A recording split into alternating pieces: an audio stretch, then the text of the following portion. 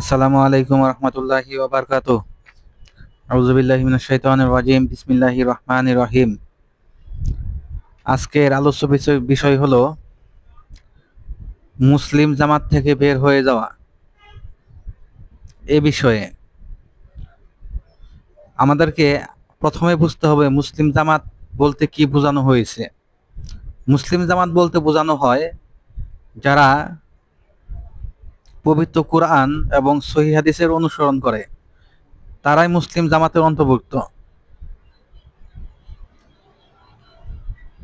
তো মুসলিম জামাত থেকে বের হয়ে যাওয়া এই সম্পর্কে রাসূল সাল্লাল্লাহু আলাইহি ওয়াসাল্লাম বলেছেন, যে ব্যক্তি মুসলিম জামাত থেকে এক বিগত পরিমাণ বের হয়ে গেল, সে ইসলামের রশি তার গলা থেকে খুলে ফেলে দিল। আর যে ব্যক্তি জাহেলিয়াত তথা বিজাতীয় মতবাদ, শিরক, বিদাত, কুফরি এর প্রতি আহ্বান জানালো, সে সালাত সিয়াম করলেও জাহান্নামের ইন্ধন হবে। হাদিসটি রয়েছে মুসনাদে আহমদ, সহিহ ইবনে খুজাইমা, সুনান তিরমিজি, সহিহ মুসলিম হাদিস নাম্বার 1852। এরপর আরেকটি কবিরা গুনাহ রয়েছে, সেটা হলো ঘুষ লেনদেন করা। এ বিষয়ে রাসূল সাল্লাল্লাহু আলাইহি সাল্লাম বলেছেন, ঘুষ প্রদানকারী এবং ঘুষ গ্রহণকারী উভয়ের প্রতি রাসূলুল্লাহ সাল্লাল্লাহু আলাইহি সাল্লাম অভিসম্পাত করেছেন। হাদিসের সনদ সহিহ। হাদিসটি রয়েছে সুনান তিরমিজি হাদিস নাম্বার 1336, 1337, সুনান আবু দাউদ হাদিস নাম্বার 3580, সুনান ইবনু মাজাহ হাদিস নাম্বার 2313।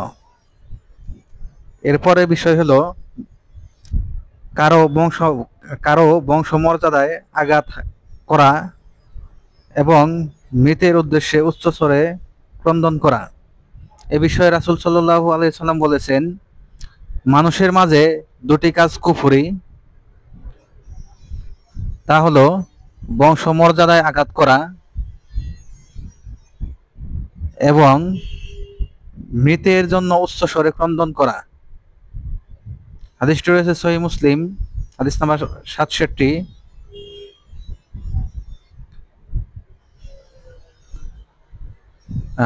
আরো রয়েছে সহিহ মুসলিম হাদিস নাম্বার 103, সহিহ বুখারী হাদিস নাম্বার 1294, সুনানে ইবনু মাজাহ হাদিস নাম্বার 1581। আল্লাহ তাআলা আমাদের আমল করার তৌফিক দান করুন, আমিন। আসসালামু আলাইকুম রহমতুল্লাহ।